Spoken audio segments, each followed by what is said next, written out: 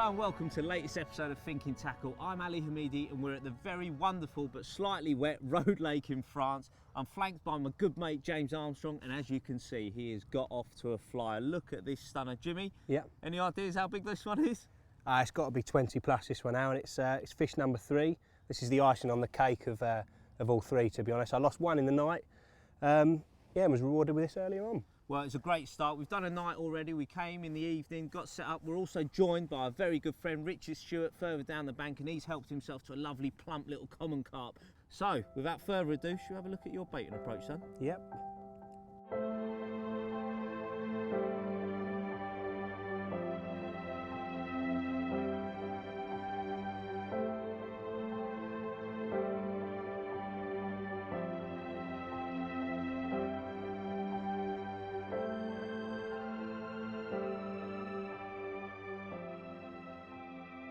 Bait and the way that I've introduced it so far has been the key to my success. Over on the far bank there, I've got lots of overhanging bushes. There's some real snaggy trees there as well, and the fish are cruising up and down that margin. And what I'm trying to do is get them grazing on different spots, feeding in different areas rather than congregated all on one sort of food table. By doing this, it makes them a lot more susceptible in actually picking up your hook bait and making a mistake.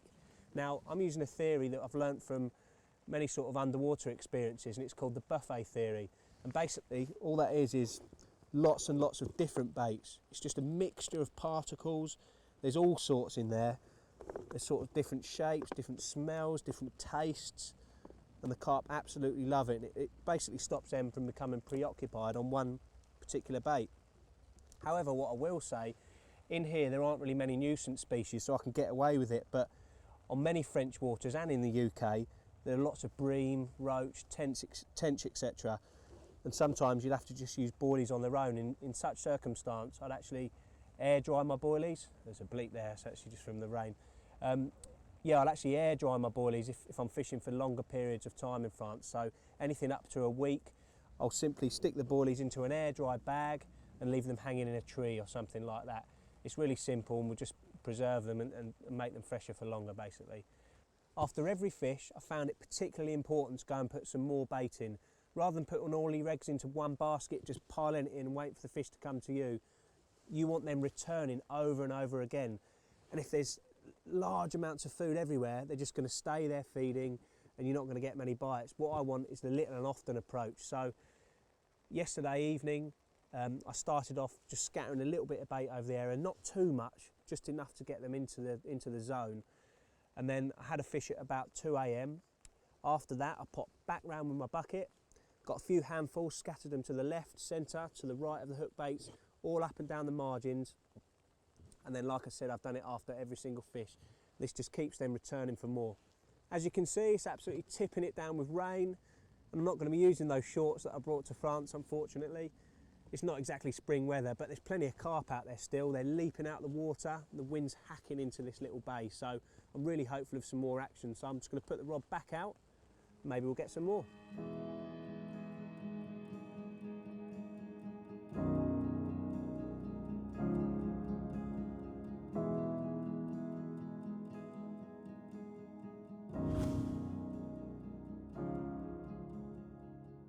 Well, we're in the latter stages of the fight now, and it's absolutely pouring down with rain. As I said, my little and often baiting approach has really been working. I put some bait in about an hour ago, and it's got them grazing back along their margins again. And I've literally just hooked this one. It was a big drop back off the marginal shelf, and I wound down to it as quick as I could and made contact, and now I'm in. And she's scrapping really hard. They really go well, these Road Lake carp, and they're in mint condition as well. Come on, come on, come on. Yes, there we go, finally. Well, this is the result of that epic tussle earlier on. The fish are coming thick and fast now, and so is the rain, unfortunately. I'm going to go and put a little bit more bait in, and hopefully the action will come throughout the night.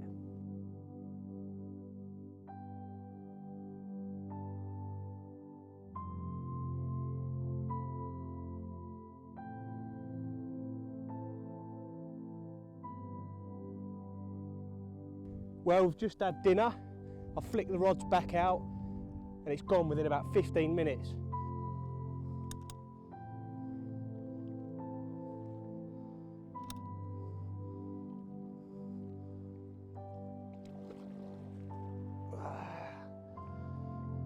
Well, it's the end of day one and I'm really enjoying myself now. I'm getting amongst plenty of these beautiful road lake carp. Just check out this angry chap. Absolutely scale perfect, big rubbery lips, and they're really getting on my particles now, so hopefully there'll be a few more tonight. The weather's changed a little bit. The rain's just sort of died off and it's pretty mild, so hopefully there'll be plenty more action. Well, I'm just about to get the rods out for the night. Now, I've actually rested my swim today. Did nick a small common this morning from the swim just to my right here. Ali's moved off, so I've moved into his swim, which actually controls the same area of tree line that I caught the fish from last night. I thought rather than leaving the lines stretching out across the water today, I'd give them a bit of bait. I walked round to the far bank, scattered some boilies all up and down the tree line, let the fish mooch in. They can be comfortable, feed a little bit with no lines in the water. And I'm going to put them out, well, just before dark. I'm hoping this wind drops. Just getting the sort of distances right now. It's proving quite tricky because the wind's catching the line, making a huge bow, making it quite difficult to get exactly where I want it, and I've got to get it right tonight because I really feel like tonight is my big chance. So I'm just going to chuck this one out and see how we go.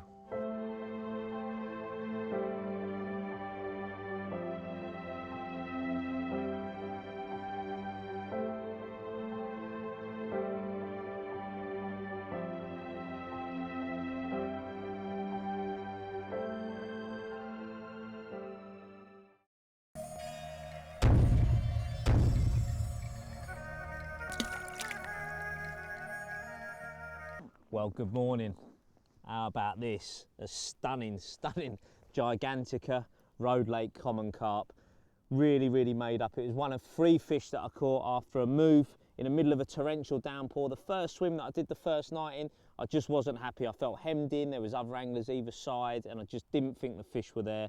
I came and had a little look in a swim right by the road, and I was confident there was fish here. Stood there in the rain, and I saw a few show, moved down, and bang, 3 fish in a night. This one, just an absolute perler that's got so much growing to do. It is really going to be some special venue in years to come. And the action when you are on the fish can be fast and furious. And it just goes to show when the angling pressure is on a lake, the fish are often moved around based on what the lines are doing rather than what the weather's doing. So if you can find a little corner away from the activity, then you can pick fish off just like this. So I'm going to slip it back.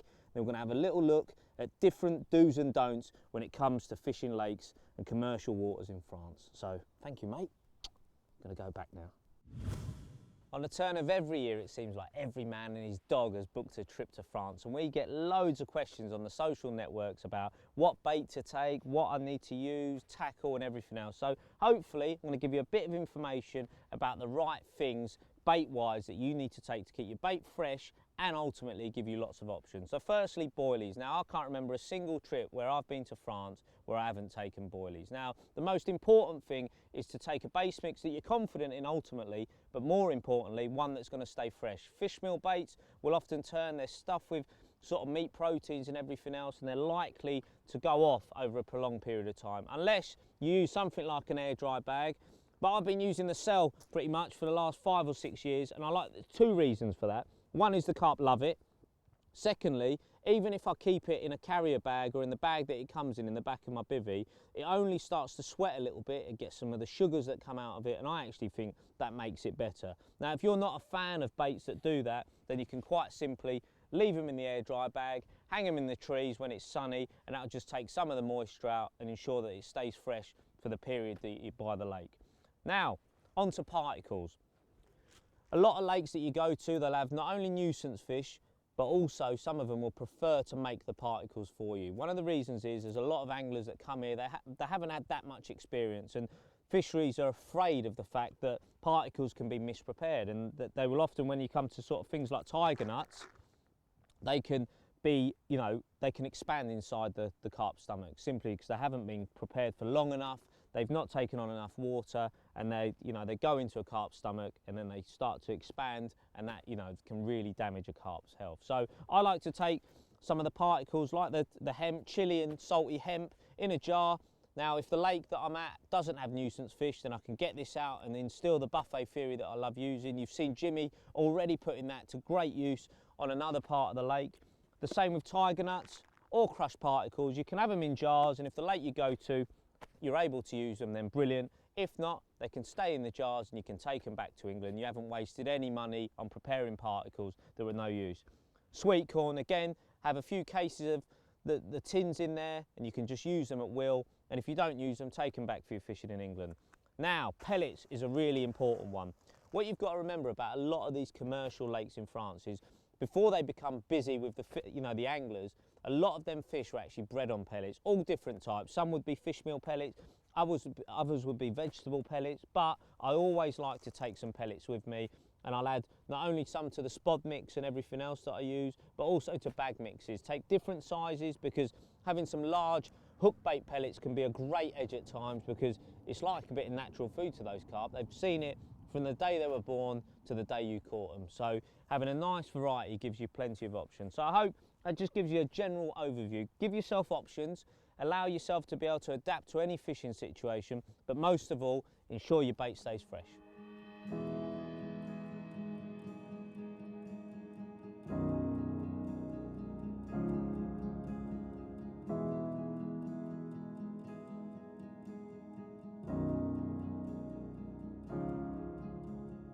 Just because you're fishing in France doesn't mean that you have to use Fandango rigs and huge great big hooks, heavy hook links, unless you're fishing somewhere like Rainbow or Chanticoq or somewhere like that, of course, it's got huge trees in the water or whatever, because many of the lakes in France, just like the Road Lake here, are very much similar to the UK.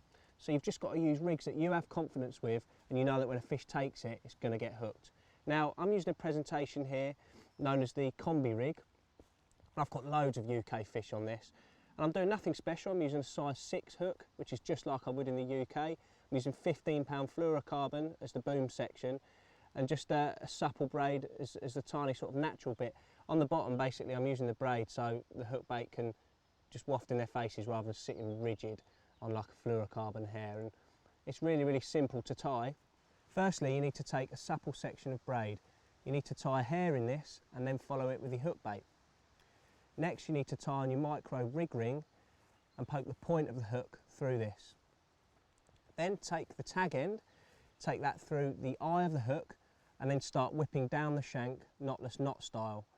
You then need to take the tag end once again back through the eye of the hook, and then you have your supple section sorted.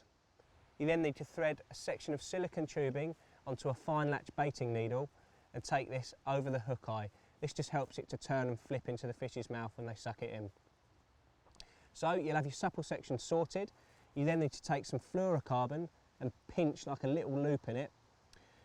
Then take your supple section through the fluorocarbon and start whipping up and over the top of this 5 to 6 times. You then need to go back over it once as you go back down and take that through the loop that you've created. Now, using your teeth and your hands, moisten and try and pull this together nice and slowly. And you'll see here that it's very easy to do.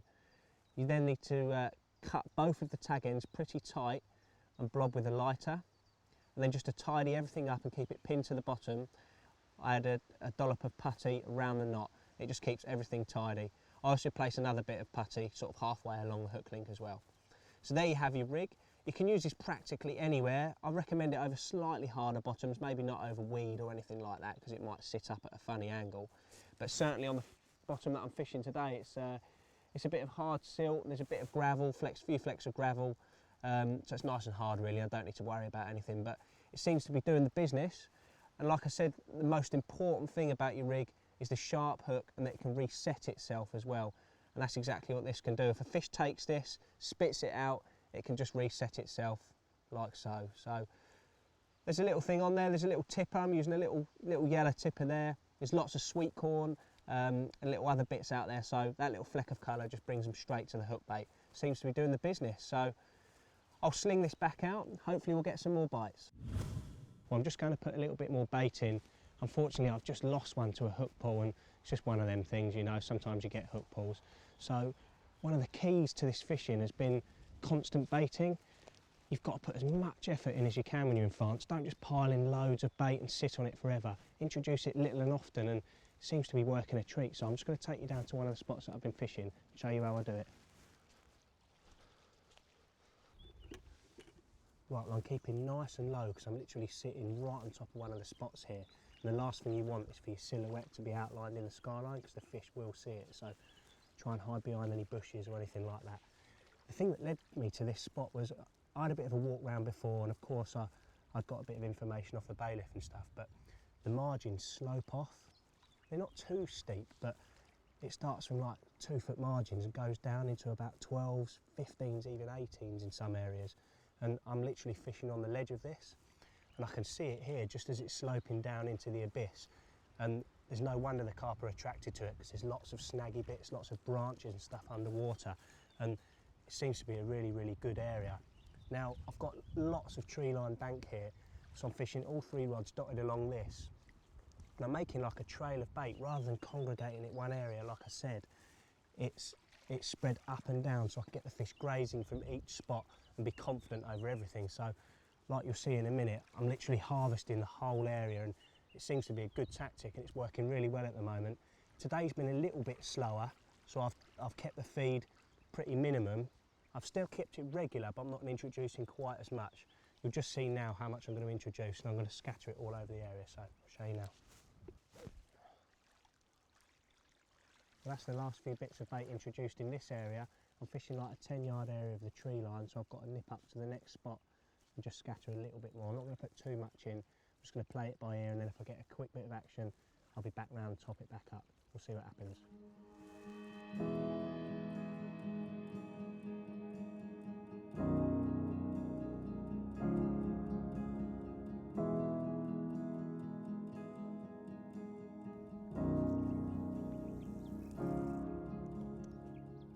Lovely. Now, another question I get regularly asked is all about the tackle that you need to take when you come to France. By tackle, I mean hardware. Now, for some reason, they think just because they're crossing the Channel Tunnel that they're suddenly going to need to buy brand new rods that are heavier than what they use in England and load their reels up with 30-pound line to cope with all their monsters they're going to catch. You couldn't be further from the truth. In fact, the rods that I've chosen for this particular trip on the Road Lake are actually the first rods that I ever took to France. You'll notice they've now got cork handles on them because they're the original amorphous blanks that I've had rebuilt. They've even got my name on them. Right there, have a look at that. So, talking about the rods and the reason you choose them, you have to match it to the fishing situation. Now, if you're going to be fishing at long range, then yeah, of course, you're going to need rods that are capable of reaching that. But on many of the lakes that I visit, you're going to be fishing at 50 to maybe 90 yards maximum. So the rods that I use for most of my fishing in England is absolutely ample, you know. 2 3/4 pound test curve to 3 1/4 pound test curve rods. If that's what you're using in England, they're going to be more than capable to do the job in France. Onto the actual reel and the main line. Now, for some reason, like I say, people seem to think they're going to need really heavy line. I just load most of my reels up with 12-pound subline because I know it's capable of dealing with almost any situation that I'm faced with. You know, again, unless you're fishing lakes like Rainbow that have got snags and islands everywhere where people are using braid straight through, most of the lakes you go to, mono is fine. You don't need to change what you're doing in England. You know, a lot of the fishing that I do here, I treat exactly the same, and that's the message you've got to strike home to people, is that it's no different. Carp's a carp, and fishing in France is really no different to fishing in England. So to summarise, match the hardware to the fishing situation, you know, and also don't pick a lake that doesn't suit your strengths. Don't suddenly go to a long-range fishery if you know you haven't fished above 100 yards in your life, you know. Pick the lakes that suit your fishing and make sure you've got tackle that can cover that. But in most instances, the tackle you use in England will be just fine for France as well. So I'm going to get this rod on the rest, and hopefully that gives you a bit of food for thought.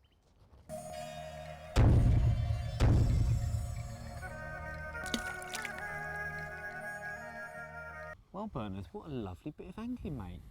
Absolutely delighted, Al. Talk about pressure off. Well, there was no pressure to start with, mate, but that is a chunky one, isn't it? I reckon he's 22s. Yeah, Give me 23 for that, Al. And what I'll give you is that's going to turn into a monster, and it looks like. Look at the width of it, the shoulders, depth. Now let's talk about the situation, because you were sat in a swim. It was actually the one that I started in. Yep. You decided to persevere in that area. But having now fished sort of a commercial fishery like this a couple of times, have you noticed what I've always thought, that angling pressure dictates where the fish go? For sure. I mean, you only have to look at where these fish have turned up today, Al, and they've vacated the area in front of me. There's nothing there, mate, now, I'm sure of that. And we've spoken about it, and I'm going to have to move. But before I did, I found some fish in these bushes because they've just come over here. They find it comfortable under there. It's safe. There are no lines. Couldn't resist, mate. 5 minutes, mate, I reckon. I counted possibly less. From where you lowered your rig in to when we saw you bent into a car. Yeah, you fizzed off. Was not even 5 minutes. And it just goes to show that 24 hours in the wrong place is not a good thing when you can spend half an hour in the right place and bend, be bent into fish whilst you're resting your swim at the same time. Do you know what, mate? The worst thing is I love this kind of fishing as well. This is a bit of me. So why I didn't do it sooner, I just don't know. Yeah, absolutely. Well, the motto of this story is, on these commercial fisheries, if there is the opportunity, you're not going to interfere with other people's fishing. You can rest your swim, taking the lines out, and you can come and find a little pocket of feeding fish, just like this little perler. Then you're going to have two advantages to your session. You're resting your swim and you're catching carp, just like that.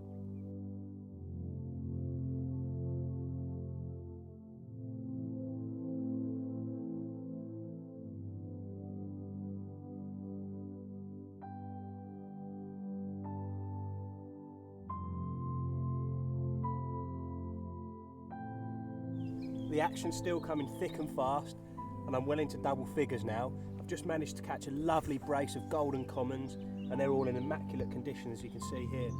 I'm doing a little something special with my hook baits, and I'm about to show you them now.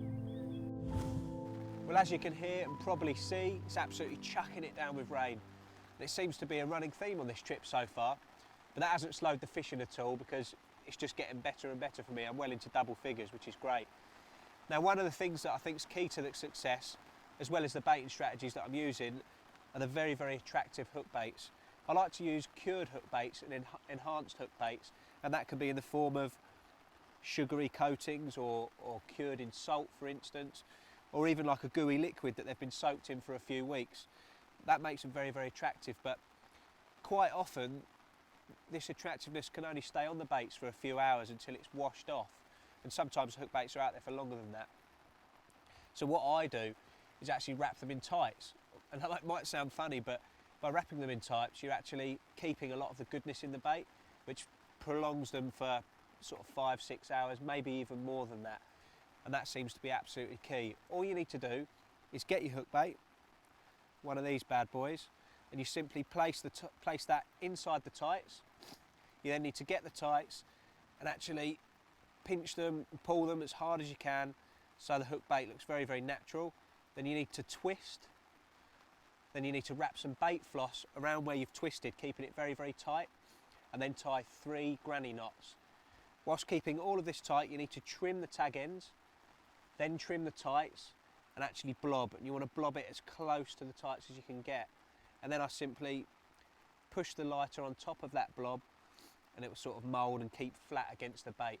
Not only will the tights prolong the effectiveness of the hook baits, they're also fantastic at keeping crayfish at bay. Now, in the UK and in France even more so, there are plenty of crayfish and they come out at night time. Now, by having the tights there in place, it will actually prevent them from scoring the hook bait and whittling away as much as they would do without. Now, that's what I've been using on this session, and it seems to have been working really, really well. So if you're a fan of cured and enhanced hook baits, you must get on this little method, especially if you're leaving them baits out there for up to 10-15 hours. I'm a big fan of it, and it's worked really well on this session.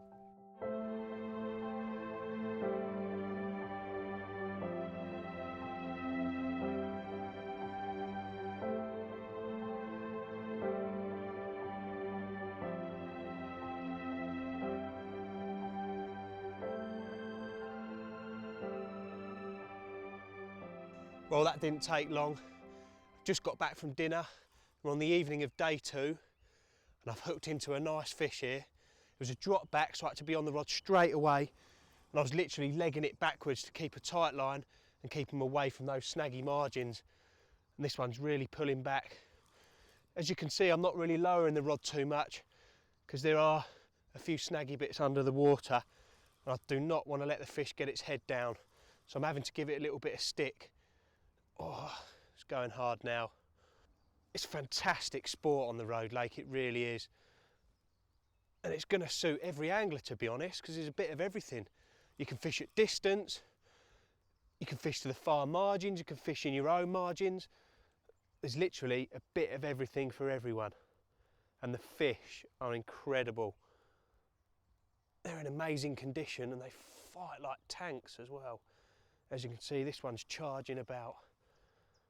It's crazy.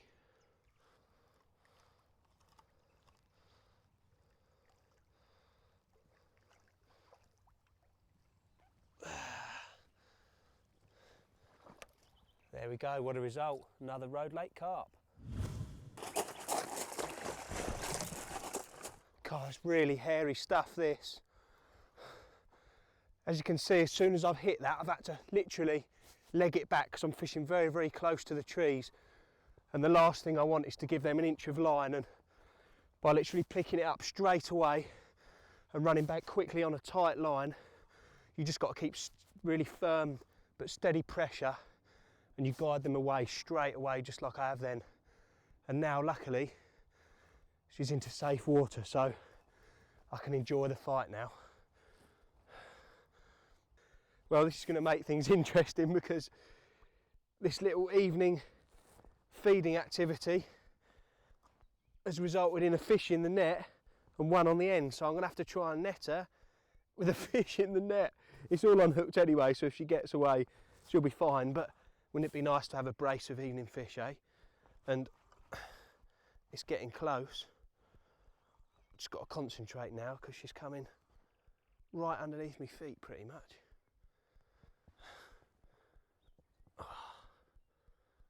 God, they really do scrap well, these carp.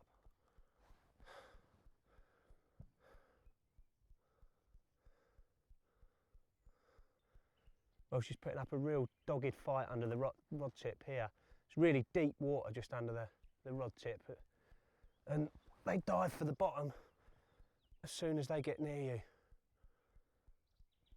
But this is where a lot of hook pulls happen, so you've got to be careful. Don't panic. If they want to take a bit of line, give them a bit of line.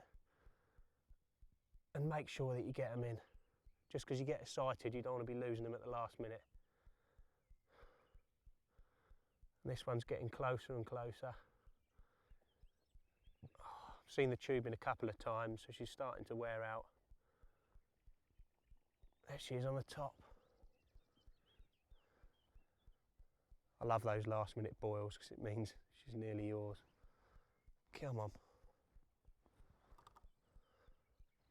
At least the other fish is behaving anyway. She's sitting nice and patiently in the net.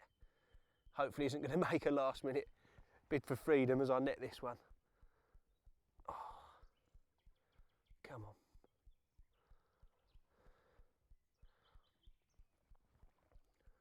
Looks like a mirror this time.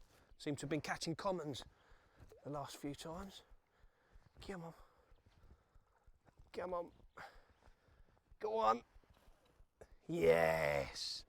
Two in the net at once. Oh, this is the result of that epic battle. A long, lean, hard-fighting mirror carp. And this one was the first part of the brace, and I'm going to show you the other one now. This is the second part of an awesome evening's brace of carp.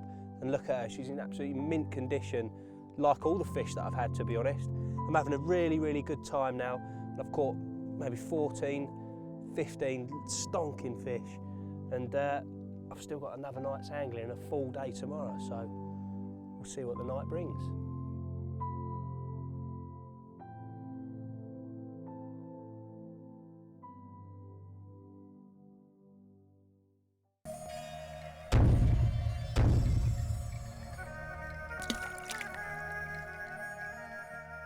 Well, the looks of the carp in this lake never cease to amaze me. They really are absolute stunners, and this was a lovely welcome in the early hours. I also had another one, and it just seems like a few fish filter down to this end throughout the night. I catch a couple and then they move off again and go on their merry way around the lake and into other areas. But you know what? I've really enjoyed my little trip to the Road Lake, and I'm definitely going to be back, hopefully catching these when they're even bigger still.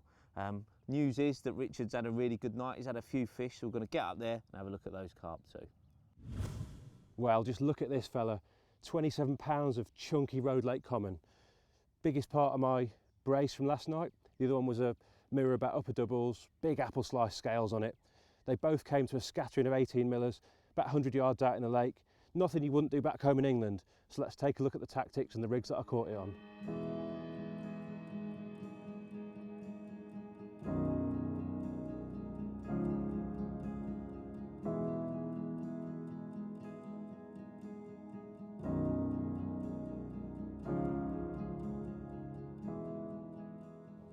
Now then, Big Bernard, it's fair to say you do a lot of your fishing back home, and commercial waters in France is not really a pastime of yours, is it? No, I've probably been out to friends 4 or 5 times ever, so much of my fishing's back home, mate. Yeah, absolutely. And I know from your time as a magazine editor, you must have been inundated with questions from people planning to come to France, asking, you know, how do they reinvent the wheel when they come here? The truth is, you don't change anything, do you? You don't need to. No, I just fish how I fish back home because I've got confidence in those tactics. I don't think spending all that money coming out to France that it's the right place to be experimenting, mate, not at all. That's something we tried to get you all to understand back at home, the fact that you don't need to come to France and suddenly change everything you're doing. Everything you do back at home is going to work here, isn't it? Yeah, absolutely, especially whilst these road lake fish are still growing, they're still, you know, relatively unpressured fish. Everything that you're going to do at home is going to work here, 100%. Absolutely. Well, look, the rig you're using is pretty famous back at home. It's a rig known as the multi-rig or the Johnny Mac rig, however you want to dress it up. But tell me why you chose a pop-up to start with. The swim I started in initially, I was casting quite tight to a tree line, and you've got a lot of detritus naturally, just falls out the trees, leaf litter, sticks, etc. The drop I was getting, especially in the heavy crosswinds, was quite muffled, so I just didn't know exactly what it was. I didn't want to go fishing a bottom bait when I wasn't entirely sure I was going to get presentation every time. Yeah. And with it being early on in the session, I was feeling my way into it. I wanted to get bites. I wanted to make sure I was fishing at 100%. So that's where a pop-up comes in. Absolutely, mate. Yeah, well, it makes perfect sense. You've matched the rig to the fishing situation rather than going in going, right, I'm definitely using bottom baits. You've got in a swim, you've assessed the situation, and you've picked, you know, it's not a very high pop-up, but it's enough to stick out above any sort of debris on the bottom. That's why I like it. I don't always want to fish a big, high, stiff hinge. Something a bit more subtle sometimes is better over a little bit tighter baiting scenario, Absolutely. Which is what I had up there. Yeah, brilliant. So, look, first thing, I want to know how you tie this up, because I know it is something quite simple that people can do back at home, and it's brilliant for interchanging your hooks as well, isn't it? I mean, it possibly looks a little bit complicated like that, but in effect, all it is a piece of coated braid with 2 loops at one at either end. Right, okay, so talk me through the exact process. What's the first thing you do?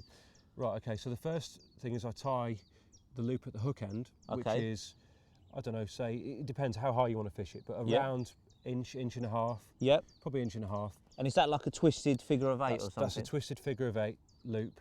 Just the twist allows the loop to sit very straight. Yeah. Otherwise it'll kick out to one side. Yeah, I mean, if you can see that is so beautifully neat. Look at that, it just exits perfectly straight. There's not sort of anything lopsided, or some of them can go through twisted. Yeah. So that knot aids that, so it's coming out beautifully straight. And and you can see that because the 2 sides of the loop are completely parallel, you get that slightly stiffer feel to it, and if it was a bit lopsided you wouldn't get that rigidity, which is quite important, I think, at that end of things. And do you steam it tight, or do you pull it tight?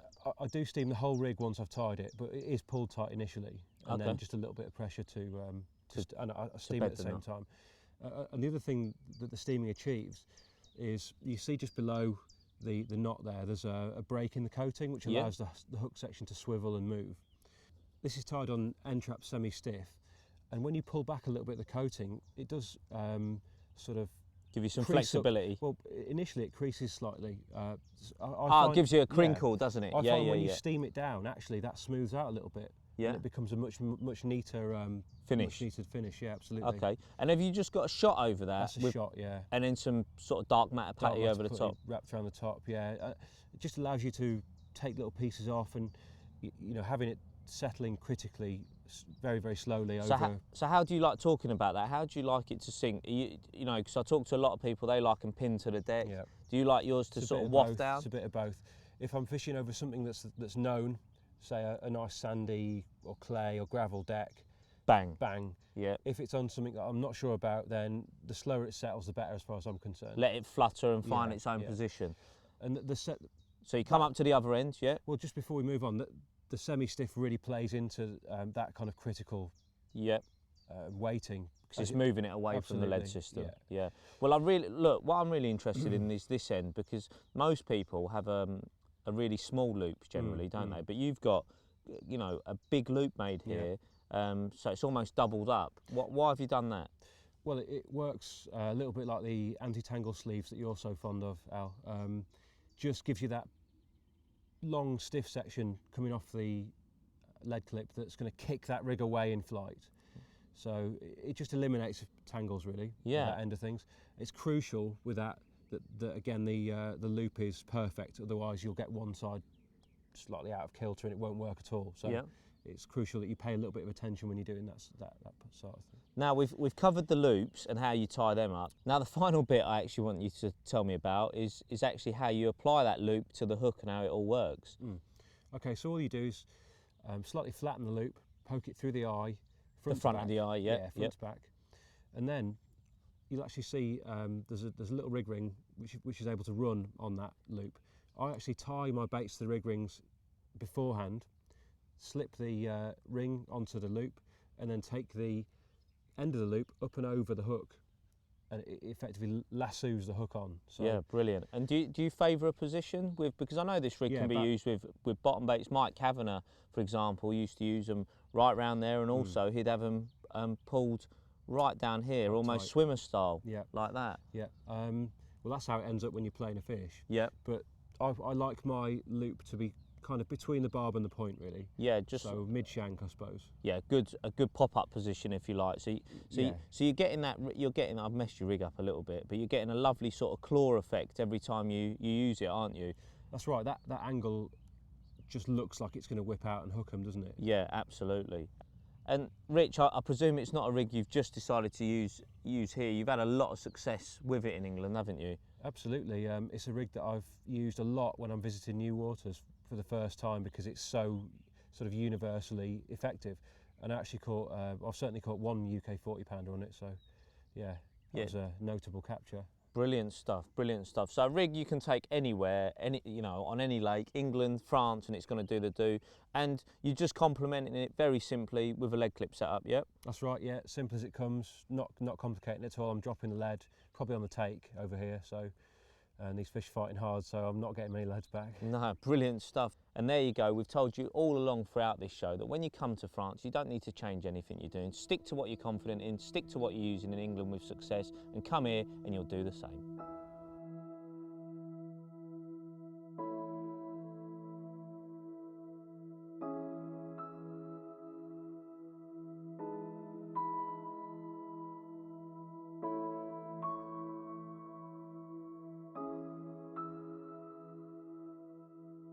Well, finally, after what feels like 10 days, but it was actually 3.5, the sun has come out.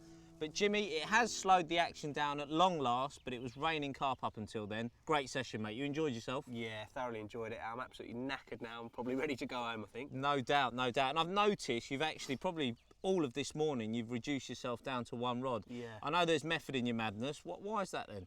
Well, basically I found that because of all the snags and lots of submerged trees and stuff in the water, they're actually coming from the right to the left. And I found that by having all three rods sort of in that zone, they were hitting the right-hand rod first, and just meant that the other two rods were pretty surplus, really. So I felt like, what's the point in having three rods in the water when only one of them's rocking? I may as well get the other two out of the way, just concentrate on the one. Yeah, you literally had all your bites on one rod. Yeah, well, I say all the bites, I had a couple on the others, but you know, they were pretty worthless, to be honest. Yeah, and you know, you sort of developed throughout the trip as well, didn't you, your actual playing style, because, yeah, you know, we'll get onto the snags in a minute, but there are some underwater snags, so you had to be particularly sort of brutal with them when you picked that rod up, didn't you? Start walking back steadily. Yeah, maybe not so brutal, but I had to put pressure on immediately and keeping steady pressure, walking back at a steady pace, and rather than actually reeling down, I'd have to literally reel as I was walking, because the moment you lower that rod, they'll go down and straight into the snag. Yeah. There's a lot of fish here, but you have fished very well. You've fished tight. I've noticed you've sort of been drilling those casts in, so you were sort of almost getting the lead to jam halfway up the shelf, is that right? Yeah, exactly. Well, you know, I'm using the line clip every time. I've marked up the rods, but rather than hitting the clip up in the air, which I may do in open water, I've actually been hitting it, you know, almost level with the water, so it cannons in like so. And then baiting little and often, rather than putting a big mother load in at once, you've been just sort of drizzling it in and keeping fish grazing, yeah? Yeah, exactly that, just baiting little and often. Many people in France will go there and just piling the bait straight at the start of the session, and you know, that doesn't always work on here. It's by going around and just popping it in little and often every few hours, it's kept them coming back for more. And not just boilies, you've been putting in a bit of corn, bit of nut, bit of hemp. Exactly. The buffet theory. Get on the buffet, my old exactly. China. Now, Bernard, we've been having to work our socks off in the other part while he's been hauling. Interestingly, the fish do hold up here, and I know the fishery management side of this lake are going to get, you know, underwater and get some of these snags out, because it seems like it holds 80% of the stock most of the time. Certainly in the day, Al, that's what we found, isn't it? Fish love a bit of cover, don't they? So, but under the cover of darkness, it's a different story. Yeah. They come out, they start boshing, they come around the corner, and then it's game on. It certainly was last night for me anyway. Yeah, and it's been sort of typical of springtime fishing, really. They do often, some of the lakes I've fished, I think of Chill and Mill, they'll always be at either end of the lake. You know, in that springtime, they like the cover. I'm sure that, you know, obviously the marginal shelf, you know, fishing those shallow areas is what pays off. I don't personally think we would have had too much success in 25 foot of water, which some of the spots are. Yeah, no, I agree. Like I said, I've been fishing sort of halfway down the slope, not at the bottom because it's about 18 foot, not at the top either because it's like 1 or 2 foot, but I'm literally jamming it in halfway down. That's been the result. Now, Rich, you're sort of a little bit of a newbie to the French commercial side. You've been here, you know, 4 or 5 times to different French lakes. We've discussed about not changing too much. You really haven't changed anything, have you? You fished your English way when you come here. Yeah, pretty much. Just do what you're comfortable with. You know, we've heard it many times, and there's never been a truer word said. Like, I've come here, I don't want to start doing stuff that I'm not familiar with. It's going to knock me out of my rhythm or whatever, you know. Just happy fishing over a scattering of boilies. And I know that these fish, they're not the most pressured yet, so they will slip up to most tactics, and it seemed to work for me. Absolutely. And do you think being here on, say, a 3-day session like what we've had, as opposed to doing, say, a week, has actually meant we've had to be a bit more mobile and go and try to find pockets of fish? For sure. Certainly when I was in the tea party swim to start with, the daytime seemed to be a no-no. So it was a good time to rest the swim, take one rod, pocket full of bait, find a swim that's unoccupied, and the fish were tight in under the bushes. I could see them moving around. Away from the lines? I mean, they knew that it was safe there. One rod, 5 minutes, £24, sweet. Yeah, absolutely superb. Well, we came, we saw, Jimmy conquered. Unfortunately, that's all we've got time for in this episode, but if you want more tips and tricks from this series of Thinking Tackle, visit thinkingtackle.com. All that's left to say from us three is thank you very much for watching, and see you on the bank sometime.